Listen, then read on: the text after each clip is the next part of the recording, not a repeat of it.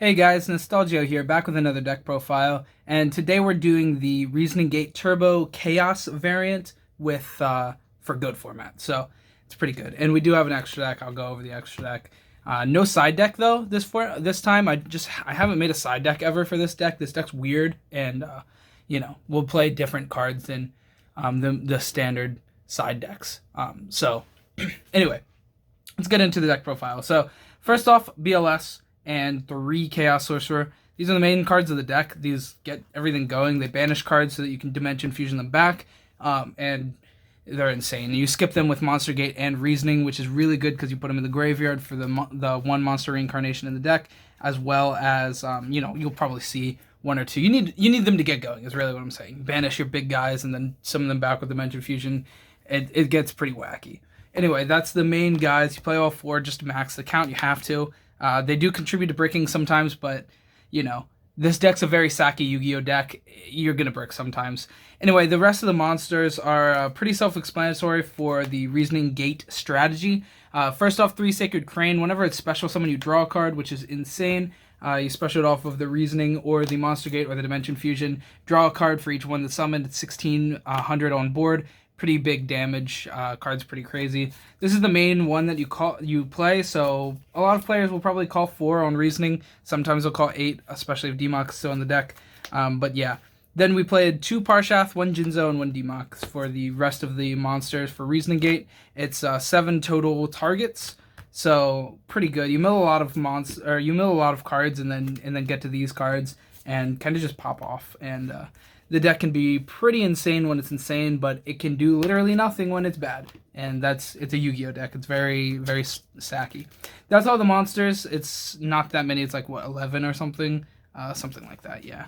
So not a lot of monsters, but all your starters, all your main cards, your blowout cards or spells. So speaking of blowout cards, the first spell is Dimension Fusion. We played 3 of it, max out on them. I only have 2, but yeah, card is insane. You special all, you pay 2k, and both players special as many monsters as they have banished. So that's one of the reasons we're not playing Knock, because we don't want to banish my opponent's monster and then let them summon it out for free. It's just dumb. And yeah, so this is one of the reasons why Chaos can sometimes be a bad matchup if they go early and they get to summon some stuff out early. They might live your push, which is really bad. And same with like cards like DD Warrior Lady.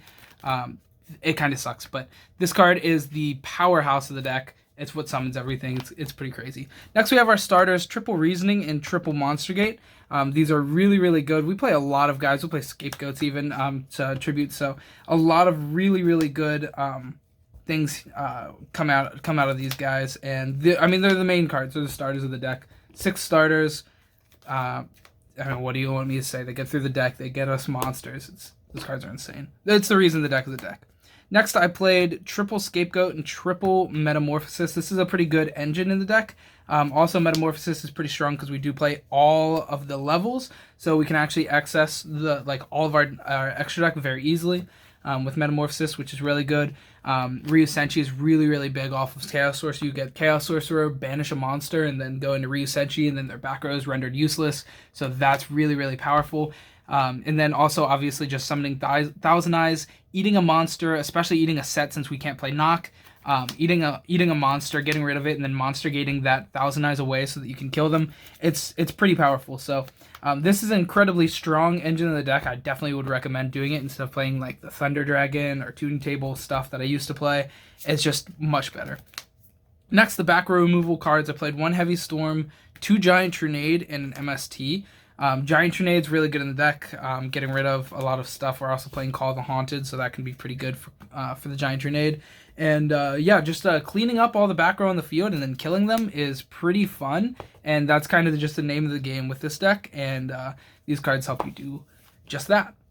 Then I played 1 Lightning Vortex. I think, clearing the monsters and killing them is, goes pretty self-explanatory. Same with the other stuff, hand in hand with the back row removal. Just clearing their field and killing them, pretty fun. And then I played one Monster Reincarnation as well. The discard's kind of costly sometimes, but also it can be really beneficial. You can discard your light or dark target that you need, add back the Chaos guy, banish them, and then pop off. So Monster Reincarnation makes a lot of sense. We mill a lot of cards, and just having an additional copy of a BLS if we miss it is really, really good. Or if we mill it, it's really good. So these cards are pretty good in this deck. Lightning Vortex can be cited out as well, but it is really good for dealing with like Pyramid Turtles and Giant Rats as well, which are starting to become common for these non-chaos and warrior decks in the good format. Next, the Broken Staples. I am playing Duo. A lot of people in this kind of deck don't play Duo. I see Duo being cut out of the Reason Negate decks. I do get it, because when you're popping off, you don't really need any cards like this, but this deck does brick pretty frequently, and sometimes you need to just sit there on a Scapegoat or a Sacred Crane for a little while to not die, and Duo helps with that, like, those few turns of, grinding-esque gameplay, and this is just good for that. You could cut this, though, if you wanted to. The deck doesn't feel absurdly tight, but there's definitely, flex spots. Next, just some of the broken cards, Snatch, Steal, and Premature. Once again, if you didn't want to play Snatch Steal, you could cut it, but I think it just contributes too much to the deck. Also, we play the Metamorphosis, so just taking their guy and then getting rid of it is really, really good. It becomes removal as well as putting on a good monster on the field. I think Snatch Steal is a no-brainer to play, but I've seen people cut it from this deck. It's pretty crazy, but I've seen it. I played one Book of Moon. This was, once again, one of those flex spots. I do like it, though. Out in Thousand Eyes can be a bit of a task sometimes. And having this, I mean, obviously we play all the Chaos cards, but sometimes you can't really do anything with that. And you kind of need your Reasoning Gate to just, like, punch a lot. And Book of Moon's a good one. It's also reactive. You play it... if you go second, which this deck does go second a lot of the time...